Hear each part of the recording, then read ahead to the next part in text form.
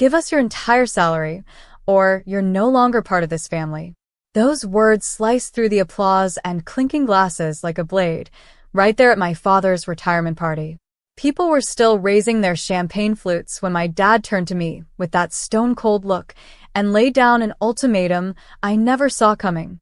My name is Natalie, and from wherever you're watching this, stay with me. Because family is supposed to protect you, not bleed you dry. I stood there, trapped between the band's cheerful notes and my father's crushing demand. Dad, I tried to laugh. You must be joking. But he didn't even blink. Mom stayed quiet, eyes on the buffet table. And then my sister, of all people, stepped forward, arms crossed, a sneer on her lips. Natalie, she said, this is the least you can do. Dad built this family, and you're going to repay him. I nearly dropped my glass. Repay him? With every dime I make. She nodded like a soldier on command. Yes. That's how families support each other. Something twisted inside me. A memory, blurry but sharp enough to cut. All those nights Dad told me to stand on my own feet, to earn what I wanted. How dare he now? I turned to face him fully, ignoring the guests who'd started to glance over nervously. You really think you can control me like this? After everything? His voice was like a hammer on steel. If you won't contribute, Natalie, you're out. Simple as that. A tremor shot through my spine. I scanned the faces around me. Cousins, aunts, friends. No one dared speak. The live band went on playing, a twisted soundtrack to my humiliation. Okay, I breathed. If that's what you all think of me, then I'm out. I left my glass on the table, turned, and walked out before the tears burned their way down. Hours later, after I'd been sitting alone at a gas station trying to steady my heartbeat, my phone began to vibrate nonstop. I ignored the first call, then the second. By the third, I couldn't help myself and picked up, half ready to scream. It was my mother, her voice shaky. Natalie, please, you need to come back. What for?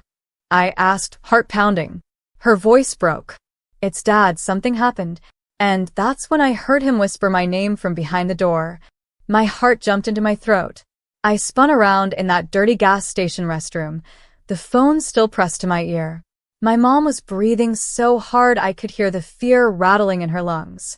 Mom, slow down, I said, wiping my eyes with my sleeve. What happened to Dad? He collapsed, Natalie. At the party, right after you left. I felt the blood drain from my face. Collapsed? My father had been cold, ruthless, but he was always iron strong. The idea of him keeling over was impossible. I tried to steady my voice. Is he alive? Yes, she choked out, but the ambulance just took him away. Natalie, please. Your sister is losing it. We need you here. I wanted to scream. Part of me wanted to say you all made your choice, but a different part, the broken little girl inside me, couldn't leave them like that. Where is he? I whispered. At the county hospital. I closed my eyes, pulled a deep breath, then started the car. 15 minutes later, I was walking down sterile hallways, the smell of disinfectant mixing with stale coffee.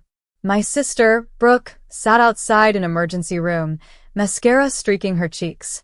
When she saw me, she bolted upright. You came, she gasped, voice brittle. I'm not here to fight, I said, holding on my hands. Where's Dad? She jerked her thumb at the closed door behind her. They're running tests. He kept asking for you, Natalie. Over and over. I shook my head, a bitter taste on my tongue. That's rich. 1 minute I'm trash, the next I'm some savior. Brooke flinched, tears welling. Please, just talk to him. A nurse came out, nodded at us, and stepped aside. I walked in. My father was hooked to monitors, his skin pale, breathing shallow. It was like someone had ripped the steel from his bones. His eyes fluttered open. Natalie, he croaked, so quiet I barely heard. Dad, I whispered, coming closer, every muscle tense.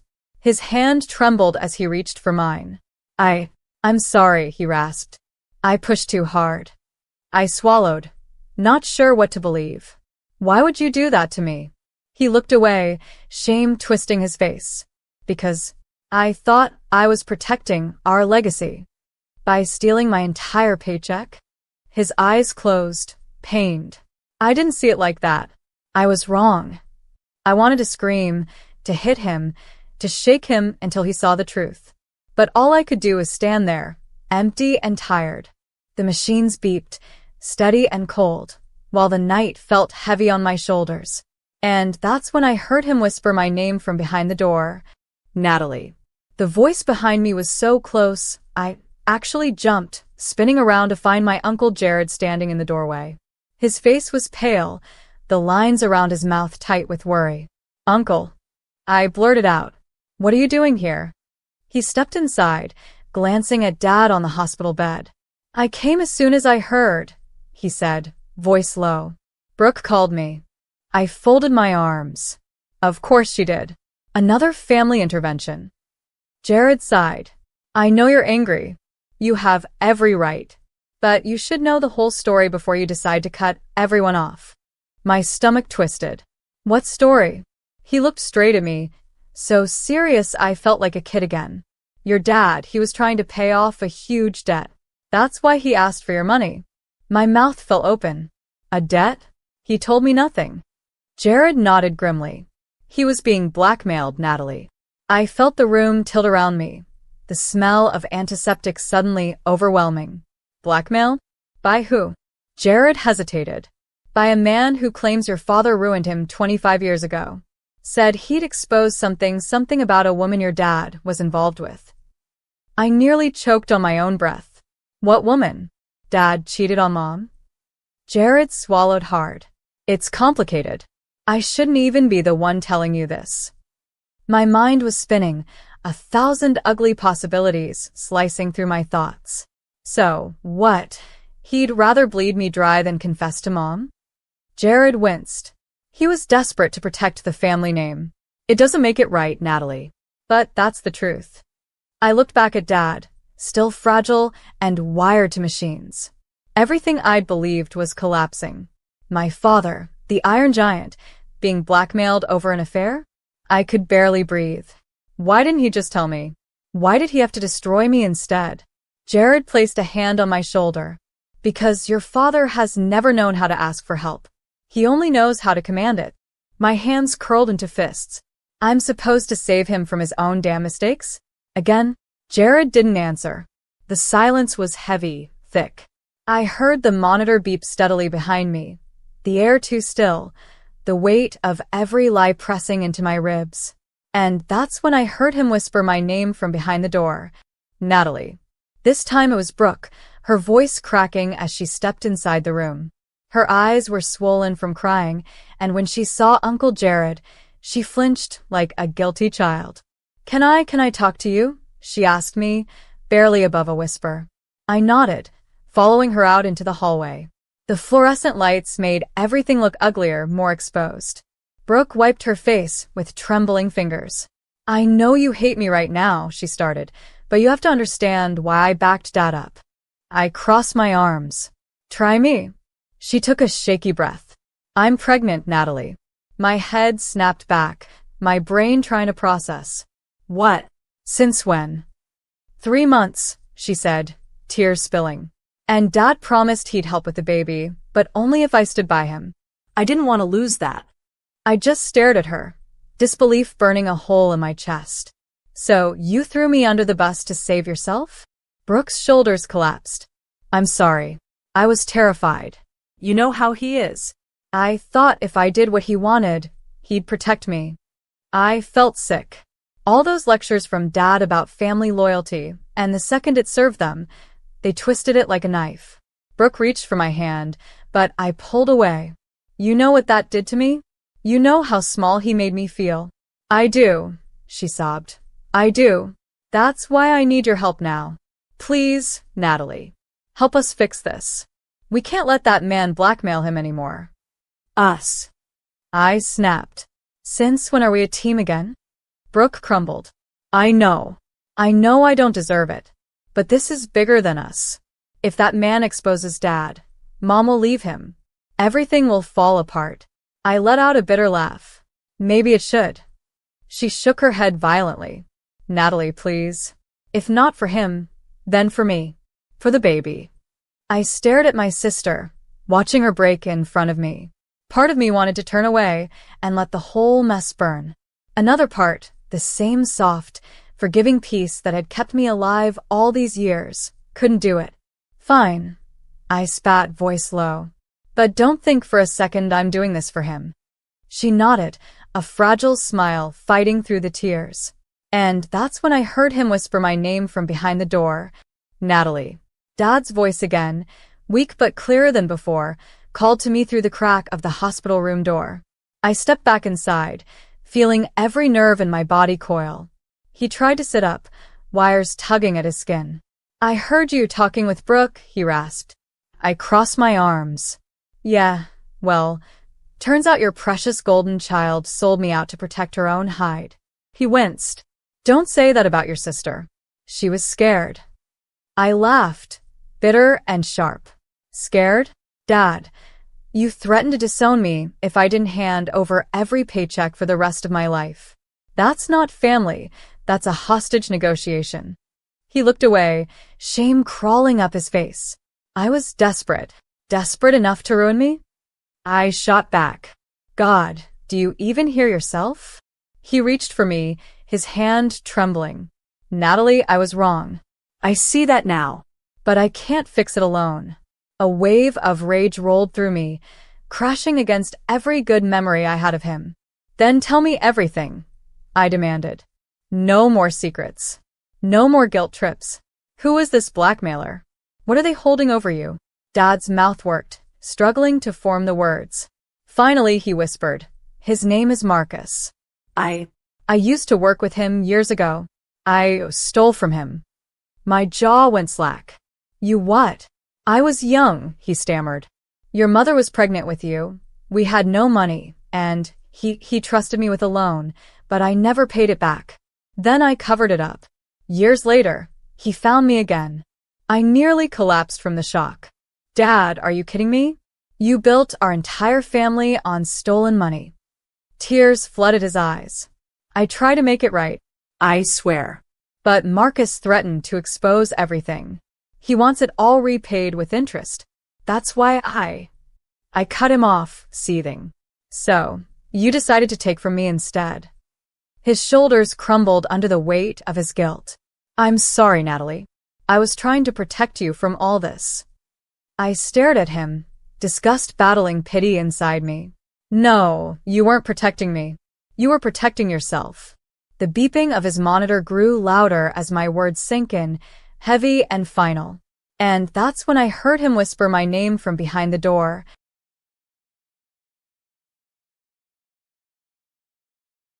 Natalie. This time the voice was different, deeper, unfamiliar. I spun toward the doorway, my pulse spiking.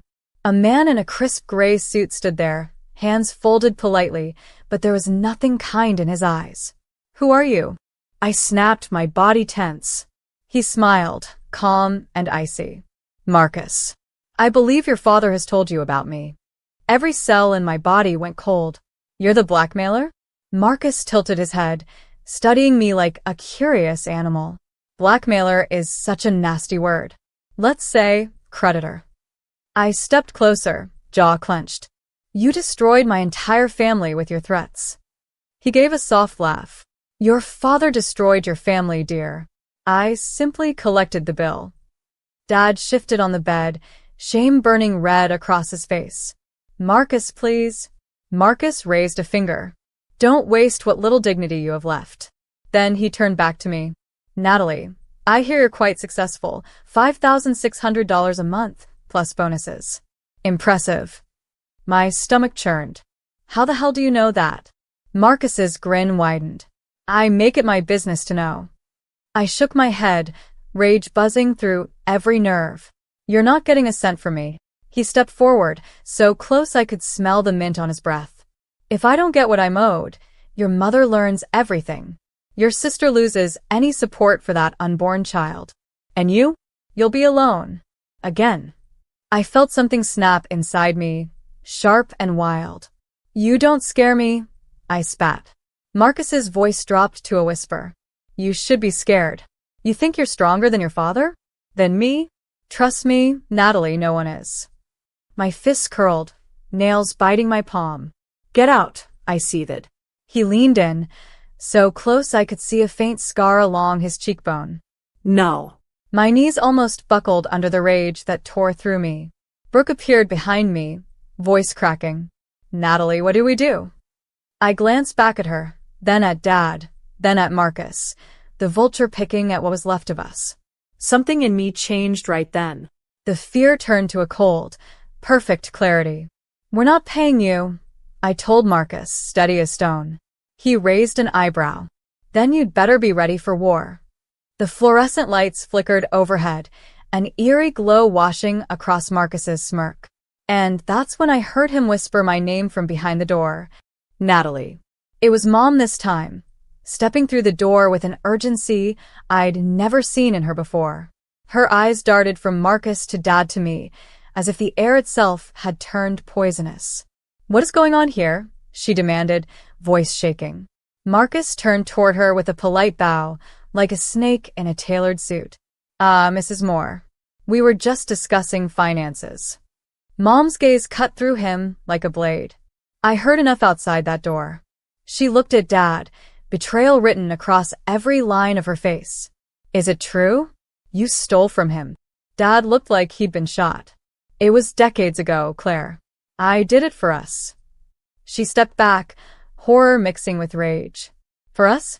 You did it for your pride. Marcus smirked. As entertaining as this is, I need an answer. Payment or exposure. I took a step forward, squaring my shoulders. You're not getting a penny. He raised an eyebrow, amused.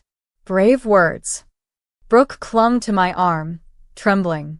Natalie, don't make it worse. I shook her off gently. No. I'm done letting fear run this family. Mom folded her arms, her own rage finally surfacing. I want him gone, she told Dad flatly. I want this man out of our lives.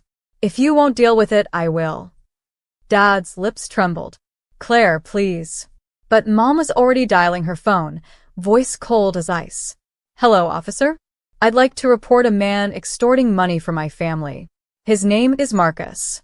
Yes, he's here now. Marcus's face fell, fury flashing in his eyes. You think the police scare me? Mom didn't even blink. No, but they'll slow you down. Marcus lunged forward, grabbing my wrist hard enough to hurt. You stupid little girl, he hissed. You think you can ruin me? I stared him down. No more fear left in my bones. You ruined yourself. He let go, face twisting with rage, then stormed past us out the door, the scent of his cologne clinging to the stale hospital air. Mom finally turned to me, shoulders sagging. Natalie. I'm so sorry. For everything. I felt the tears prick behind my eyes. Me too, Mom. Me too. The air felt thick with truths, and for once, I wasn't drowning in them. And that's when I heard him whisper my name from behind the door. Natalie. The voice was Dad's, fragile but clearer, as if the poison had finally been drained out of him. I stepped back into the hospital room, heart pounding in the stillness after Marcus's rage. Dad was sitting up straighter now, though the weight of a lifetime's mistakes still pulled at his face. Can we talk? He asked, voice raw. I nodded, arms crossed, my heart a mess of hate, pity, and something I couldn't even name. He swallowed, tears threatening. I failed you. I failed all of you. I didn't soften, not completely. Yeah. You did. His shoulders collapsed like a broken umbrella. I should have come to you, trusted you, but I was ashamed. You let shame turn you into a monster, I whispered. Dad nodded, eyes shining. I know. I can't change what I did, but I can try to fix it. A bitter laugh escaped me. How? You want me to believe you'll magically make it all better? He winced. I'll confess everything to the police. Pay what I can. Take responsibility. So you and Brooke and your mom can live free of Marcus. My throat tightened, unexpected emotion creeping through. You'd really do that? His chin trembled. I have to.